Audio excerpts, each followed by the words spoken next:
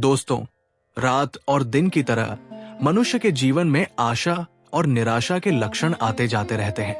आशा जहां जीवन में संजीवनी शक्ति का संचार करती है, वहां निराशा मनुष्य को मृत्यु की ओर ले जाती है, क्योंकि निराश व्यक्ति जीवन से उदासीन और विरक्त होने लगता है। उसे अपने चारों ओर अंधकार फैला हुआ दिखता है। एक दिन निराशा आत्महत्या तक के लिए मजबूर कर देती है मनुष्य को, जबकि मृत्यु के मुंह में जाता हुआ व्यक्ति भी आशावादी विचारों के कारण जी उठता है। मनुष्य को निराशा की बीमारी से बचना आवश्यक है। ये तन और मन दोनों को ही नष्ट कर देती है। दोस्तों, अब सवाल यह है कि निराशा से कैसे बच सकते हैं। इस संबंध में एक लोक कथा प्रचलित है। कथा में एक लड़का हिम्मत हार गया था और अपने जीवन से ही निराश हो गया था। वो आत्महत्या करना चाहता था, लेकिन तभी उसे एक संत मिले और संत ने उस लड़के की सोच बदल दी।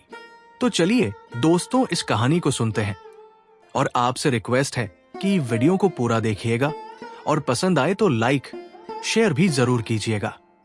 एक लड़का अपने घर परिवार और धन संबंधी समस्याओं से लड़ते लड़ते थक गया था। उसकी उम्र ज्यादा नहीं थी, लेकिन वो रोज रोज के विवादों से तंग हो गया था। एक दिन हिम्मत हार कर वो आत्महत्या करने के लिए निकल पड़ा। चलते चलते एक जंगल में पहुंच गया। जंगल में काफी दूर चलने के बाद भी उसका मन शांत नहीं हुआ। जंगल बहुत ही घना था, वहां जंगली जानवरों का भी खतरा था। तभी उसे एक छोटी सी झोपड़ी दिखाई दी। लड़के ने सोचा कि इस घने जंगल में झोपड़ी बनाकर कौन रह रहा है।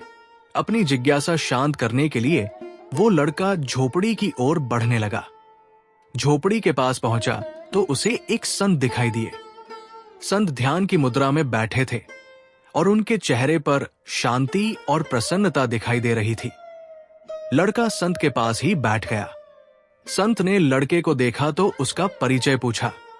लड़के ने कहा कि वो अपने जीवन में परेशान हो गया है और मरना चाहता है, इसीलिए इस जंगल में आया हूं ताकि किसी तरह से मैं अपना जीवन खत्म कर सकूं।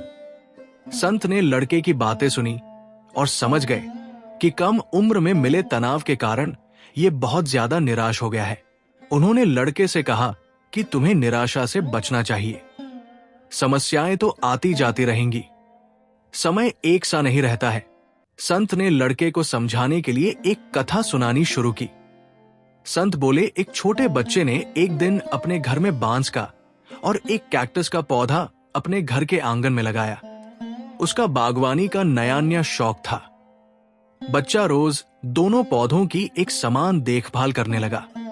रोज सुबह शाम पानी देता, धूप छांव में पौधों का ध्यान रखता। काफी समय बीतने के बाद कैक्टस का पौधा तो पनप गया, लेकिन बांस का पौधे में कोई बदलाव नहीं दिख रहा था। बच्चा सोचता था कि कैक्टस तो पनप रहा है, लेकिन ये बांस के पौधे को क्या हो गया है। बच्चा रोज ये बात सोचता, लेकिन वो निराश नहीं हुआ और रोज दोनों पौधों की देखभाल करता रहा। थोड़ा और समय निकल गया, लेकिन कैक्टस की तुलना में बांस का पौधे में संतोषजनक प्रगति नहीं दिख रही थी। बच्चा अपने मेहनत में लगा रहा। कुछ समय के बाद एक दिन बांस का पौधा पनप गया और कुछ ही दिनों में बांस का पौधा कैक्टस से भी बड़ा हो गया। संत ने उस निराश लड़के से आगे कहा कि बांस का पौधा पहले तो अपनी जड़ें मजबूत कर रहा था, इसलिए उसे पनपने में समय लगा, लेकिन वो बच्चा भी अपनी कोशिशों में पीछे नहीं हटा, निराश नहीं हुआ। हमें भी अपने जीवन में दो बातें ध्यान रखनी चाहिए। पहली बात तो यह है कि हालात कैसे भी हो, सकारात्मकता और धैर्य न छोड़े।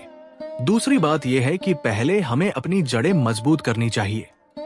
अगर हमारा आधार मजबूत होगा तो हमारा काम तेजी से आगे बढ़ेगा।